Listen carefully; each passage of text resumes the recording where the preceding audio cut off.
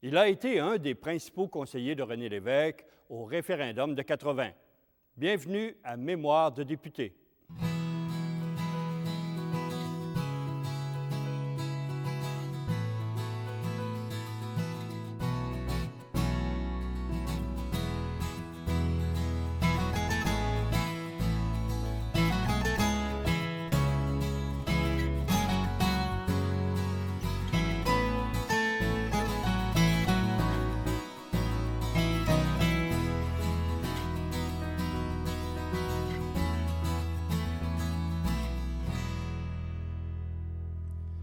Bonjour, M. Morin. Bonjour. Est-ce que le référendum, à votre point de vue, c'était la bonne date en mai 80 ou s'il aurait dû se tenir avant ou plus tard?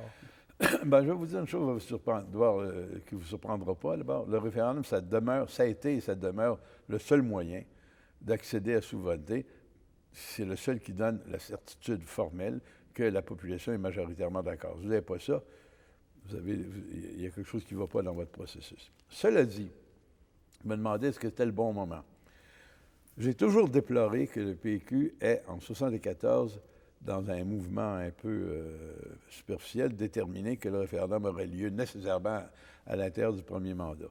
Moi, je n'aurais pas voulu qu'on s'engage. Ce qui est important, c'était que les gens sachent que le PQ n'allait pas les bousculer, puis que c'était eux qui allaient déterminer l'avenir du Québec, souveraineté ou n'importe quoi d'autre, selon les circonstances. Donc, c'était pas un bon moment à l'époque qu'on a choisi, puis il n'aurait pas été bon avant non plus.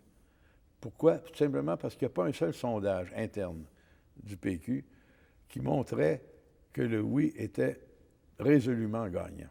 On n'a pas ça. Pire que ça, moi, personnellement, et d'autres, on savait avant que le référendum commence qu'on allait le perdre. Et à mon avis, c'est des choses que je regrette le plus, il aurait fallu de ne pas le tenir à ce moment-là, parce qu'il était entendu que si on perdait le référendum, comme je disais, moi, dans des commentateurs m'ont reproché ça, si on perd le référendum, le Québec va passer au cash, parce que le reste du Canada va se venger. C'est exactement ce qui est arrivé. Bon. Mais était-il possible de ne pas le tenir? Alors, oui, il aurait été possible. Il y aurait eu une... M. Lévesque avait dit plusieurs fois, on ne fera pas d'élection, on ne fera pas de référendum, soit avant ou dans la foulée de l'élection fédérale. Or, il y avait eu des élections fédérales inopinées à cause du renversement du gouvernement Clark en février 80. Puis c'était au moins en 80 qu'on devait faire notre référendum.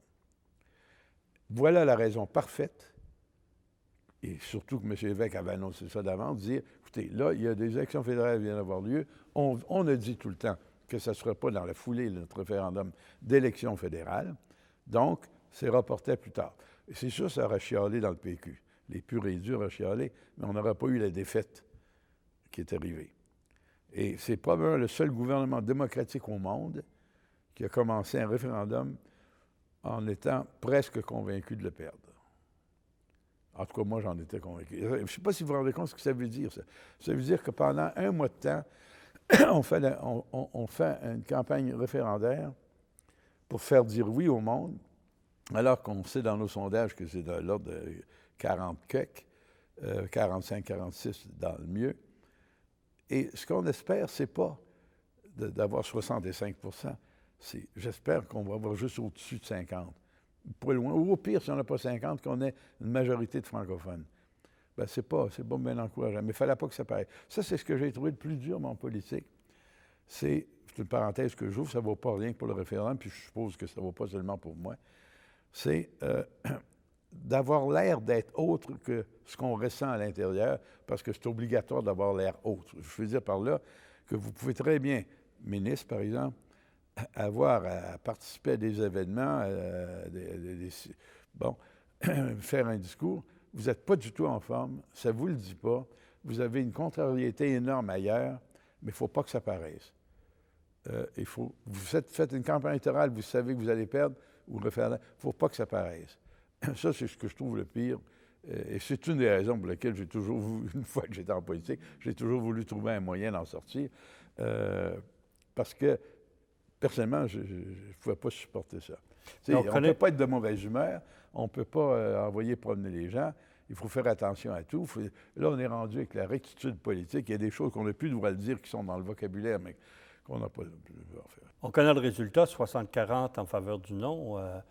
59-41, attention. Bon, merci de la précision, mais vous avez sûrement mis la barre plus haute que ça en commençant la campagne. Vous dites que vous étiez certain de perdre, mais Moi, j'étais certain de perdre. Je n'ai pas fait l'enquête au Conseil des ministres, là. Non, il y en a qui pensaient... Vous auriez souhaité sans doute avoir une majorité dans la population francophone. Oui, là, c'est encore en discussion. Je pense qu'on l'avait ou on n'est pas loin. Oui, au moins ça. Mais non, c'était pas le bon moment pour faire le référendum. Je reviens un peu sur M. Lévesque, de vos relations que vous aviez avec lui. Vous l'aviez connu depuis les années 60. Est-ce qu'elles étaient différentes quand vous étiez membre de son cabinet, son conseil des ministres? Non, mais M. Lévesque avait ceci de caractéristique, c'est que c'était toujours le même. C'est-à-dire qu'il n'y avait pas un personnage Lévesque pour la foule, puis un personnage Lévesque dans le particulier. Évidemment, il n'était pas totalement identique, mais il ne s'était pas fabriqué d'image, ni auprès des gens au public. C'est le politicien le plus authentique, humainement, que j'ai rencontré. Tiens, je dirais ça comme ça. Plus authentique que tous les autres, y compris que moi-même. Je voulais vous le dire, faire attention. Il fallait faire attention à ce qu'on pense. L'évêque, non, il était plutôt spontané. Donc, par rapport à nous et par rapport à moi, non, il n'y a jamais eu de différence. Il était toujours aussi simple, aussi direct, aussi poli, très poli, aussi prévenant aussi, s'excusait de déranger. Je veux dire, non, il était, sur le plan des relations humaines, il était, disons, plutôt charmant. Dans ces moments de détente, il aimait jouer aux cartes, jouer au poker. Oui. Avec, vous faisiez partie du petit groupe qui jouait aux cartes avec lui. Oui. Est-ce que vous parliez de politique ou... D'abord, je dois dire qu'il a à peu près toujours gagné quand je jouais. C'est peut-être lui qui était meilleur joueur, ou il était plus chanceux, ou il trichait. Non, il trichait pas, c'est une blague que je fais. Non, on parlait jamais de politique. Il n'a jamais dit qu'il ne fallait pas en parler, mais c'était une règle qu'on s'était, disons, tacite, qu'on suivait. On en parlait peut-être. Non, on n'en parlait pas. D'ailleurs, quand je mangeais, ça m'est arrivé quelques reprises d'aller, même après que j'ai démissionné comme ministre et que lui-même était plus en politique, est encore en politique, oui. Ça nous est arrivé d'aller, ma femme et moi, les rencontrer en vacances aux États-Unis. Et puis quand on allait au restaurant, ou même chez lui, on ne parlait pas de politique. On parlait de choses, de lecture qu'il avait faites. Et à un moment donné, en vacances surtout, il ne voulait pas entendre parler de politique. Je sais qu'une fois, j'étais à Québec, ici, puis il y avait quelque chose d'important, il était en vacances quelque part, puis il me semble qu'il fallait que j'y parle, puis tout le monde dans son cabinet qui était resté ici dit « Appelle-le pas, là, s'il y a quelque chose qu'il ne veut pas savoir, il ne veut rien savoir pendant ses vacances. » Mais j'ai dit bon, alors je m'étais arrangé comme j'ai pu, puis effectivement, j'avais tout raconté en venant, ils avaient très bien fait de ne pas m'appeler. Parce que ces vacances, pour lui, c'était une vraie coupure. Il réussissait ce que je ne réussissais pas, moi, à rendre étanche des sections de sa vie par rapport à d'autres choses. Pour moi, il y arrivait, j'aurais voulu avoir le même. Il n'y avait jamais de problème de sommeil, moi j'en avais tout le temps. Je faisais des insomnies, c'était assez pour que je quitte la politique. Et les insomnies que je faisais, j'en pouvais plus. Pas lui. En fait, d'après ce que je sais. Parmi vos collègues, il y avait M. Parizeau que vous aviez côtoyé depuis la Révolution tranquille. Ah oui, Parizeau, je le connaissais depuis 57-58. On faisait des émissions de radio ensemble, La vie économique à Radio-Canada, à la radio. Alors, je le connaissais depuis longtemps. Et puis, j'étais conseiller économique du gouvernement quand j'étais sous-ministre. C'était une autre fonction que j'avais. Et à un moment donné, j'ai laissé ma fonction de conseiller économique pour m'occuper des relations internationales. Et avec l'évêque, Kierans et moi, on a suggéré Parizeau pour me remplacer. C'est comme ça qu'il est devenu conseiller économique du gouvernement à partir de, je pense, 65 jusqu'à 68, 69. Et comme collègue au Conseil des ministres, vous aviez même pas tout à fait la même vision de la démarche vers la souveraineté? Non, lui, je l'ai su par la suite, lui était contre l'idée référendaire. Il était, semble-t-il, dans la salle au congrès de 1974. Moi, je ne l'ai pas su. Moi, je n'ai jamais discuté avec Jacques la pertinence ou non d'un référendum. C'est pas venu dans la conversation. On n'a jamais discuté si c'est une bonne idée d'avoir un référendum ou non. Non, moi, j'ai pas cédé. Moi, je présupposais, quand j'en ai parlé à l'évêque, qu'il en parlerait, lui, à ceux à qui il jugerait opportun d'en parler. Puis là-dedans, bien, il y avait peut-être Parizeau, j'imaginais. Et moi, je me suis pas occupé de... J'ai pas fait de lobbying auprès de... J'ai fait des discours ici et là pour le référendum, mais j'ai pas fait de lobbying auprès de membres du PQ, donc je n'en ai pas parlé, non. Alors, on était en excellente relation, on se connaît. C'était un des rares, j'étais un des rares du Conseil des ministres à le tutoyer. Les autres, vous voyez, monsieur, moi jamais. Comme je vous ai dit, ma sœur avait été sa secrétaire. Non, on était très bons collègues. Sur bien des points, on n'avait pas les mêmes réactions. Mais là, il y en a qui ont imaginé des disputes qu'on aurait eues par la suite. Je pense à Pierre Godin, par exemple, dans son livre, sa biographie de l'évêque, puis d'autres aussi. Tu sais, il imagine, là, il y a le camp Parizeau, puis le camp Morin, et puis l'évêque tranche souvent en ma faveur. Voyons donc. Ben non. Parizeau, c'est un gars que j'admire. On n'a pas le même tempérament.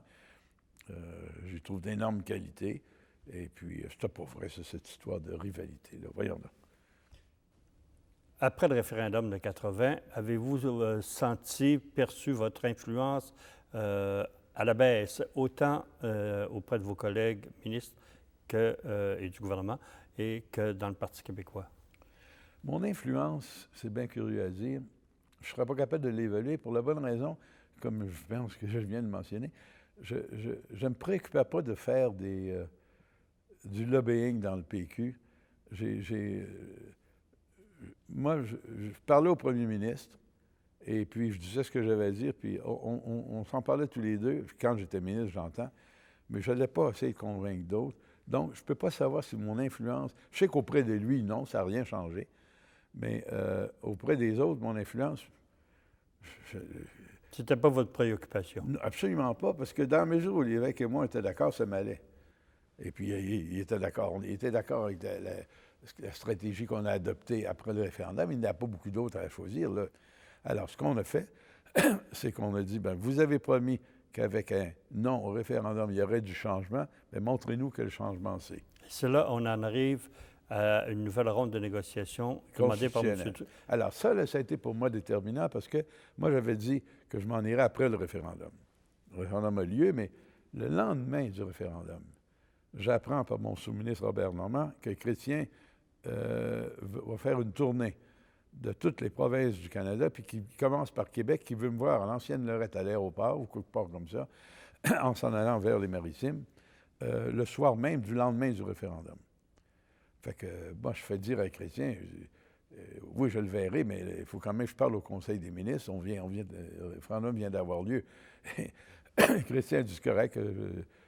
Et par la suite, Chrétien dit que j'ai refusé de le recevoir, ce qui est une fausseté.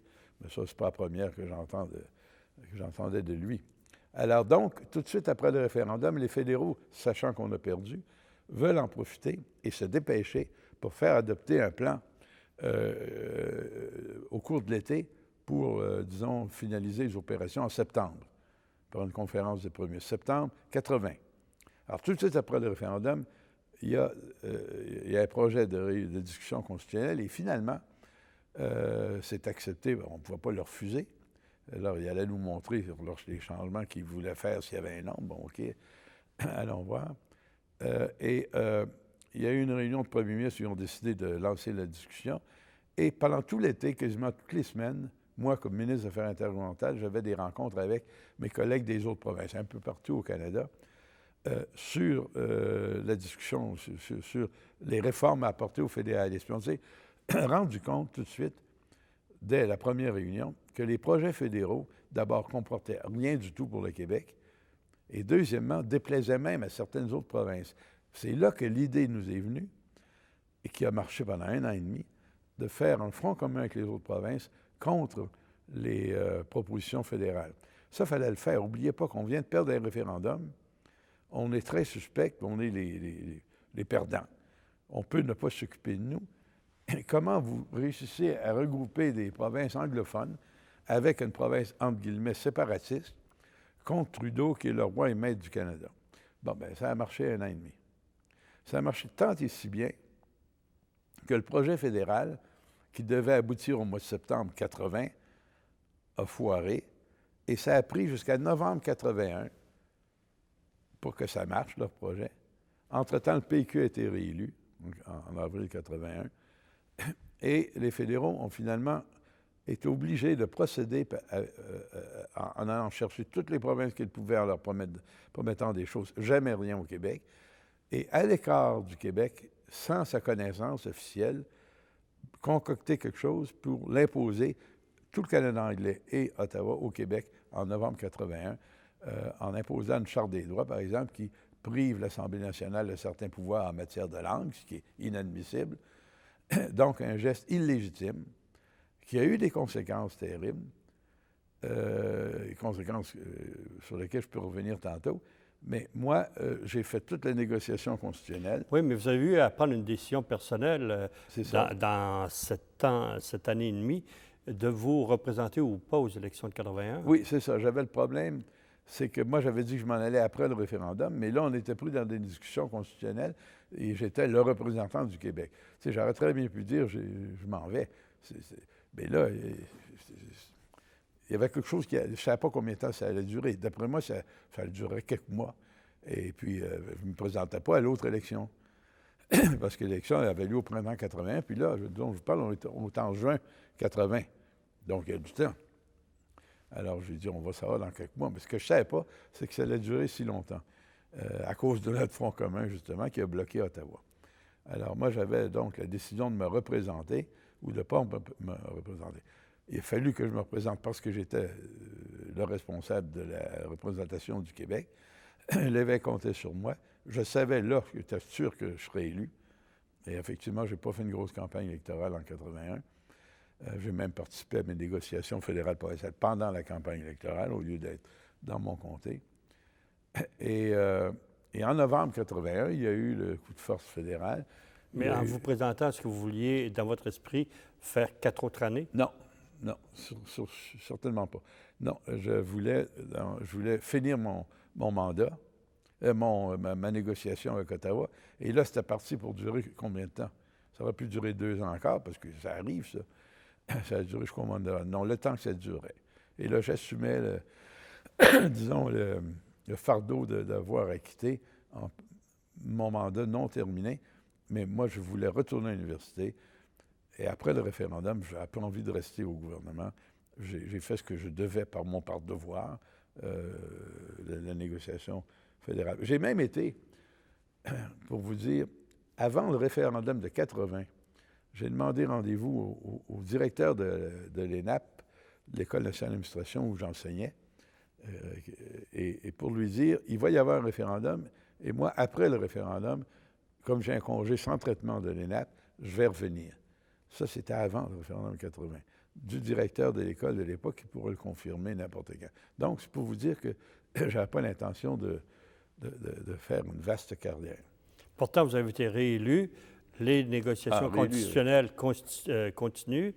Le Front commun ne marche pas, s'effondre. Avez-vous été utopique de croire que ça pourrait marcher?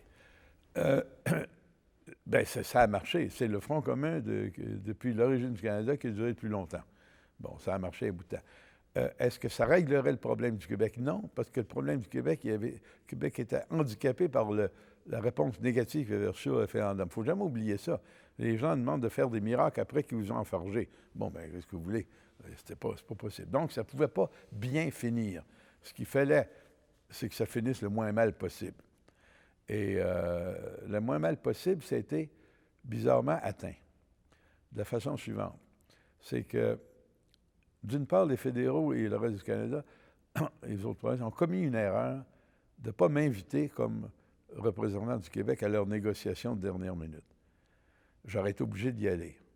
J'aurais été obligé de refuser. Il aurait pu dire par la suite, écoutez, on lui a soumis puis il n'a pas voulu. Évidemment, la proposition fédérale n'avait pas de sens. Mais il reste dans l'histoire d'aujourd'hui qu'ils ont fait ça sans en parler à moi, sans en parler à l'évêque. Bon, ça, c'est très important pour la suite. Là, on est en novembre 81. On est en novembre 81. Il n'y a pas eu de nuit des longs couteaux. Ça s'est fait, ça a duré des semaines. Puis tout ce temps-là, ils négociaient sans nous en parler.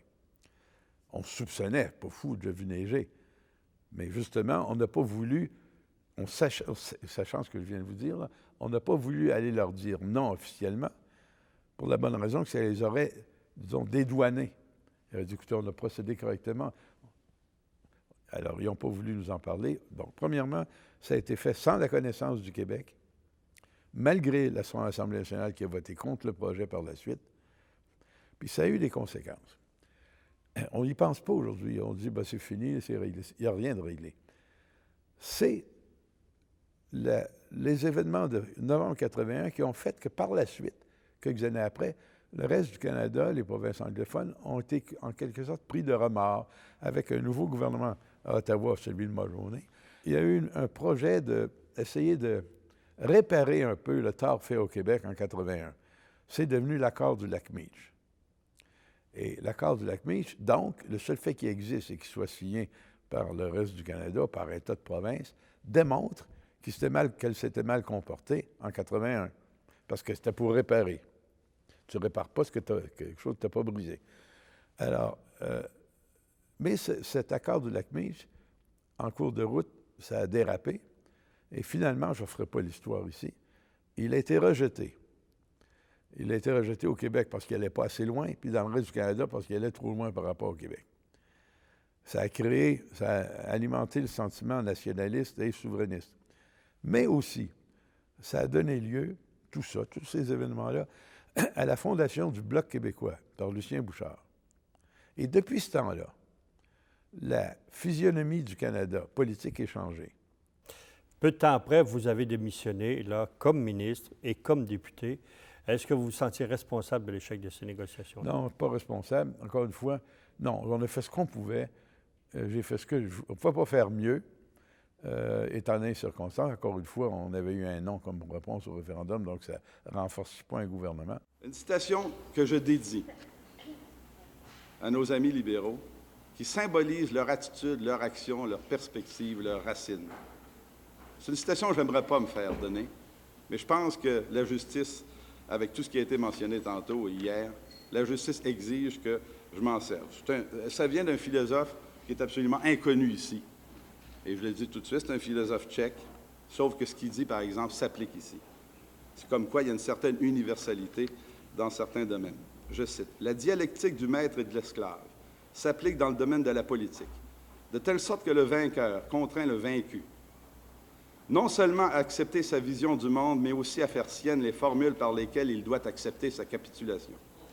Autrement dit, dans le jeu politique, ça s'applique à vous aussi, le vaincu est celui qui se laisse imposer l'attitude d'autrui et qui juge ses propres actions avec les yeux de l'adversaire. » Merci, M. le Président. Je me trouve à assumer, en quelque sorte, les événements tels qu'ils se sont passés, puis ça exempte l'évêque. Et je n'étais pas mécontent de ça. Ça fait partie de mon raisonnement. En 92, éclate au grand jour ce qu'on a appelé l'affaire Morin, c'est-à-dire votre collaboration rémunérée avec la GRC. Vous n'aimez pas trop en parler, mais vous ne l'avez pas nié tout en cherchant à l'expliquer. Votre version?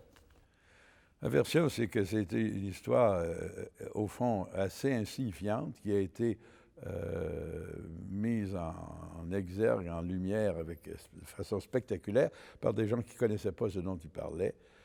Ce qui intéressait les fédéraux, je l'ai découvert, c'était dans le cadre des relations franco-québécoises, s'il n'y avait pas de l'infiltration au Québec d'éléments français, soi-disant des agents secrets, ce qui était, à mon avis, de la foutaise, mais c'était la seule chose qui les intéressait, c'était le rapport, le volet international de l'action du Québec, pas du tout le référendum, ni la politique québécoise, jamais.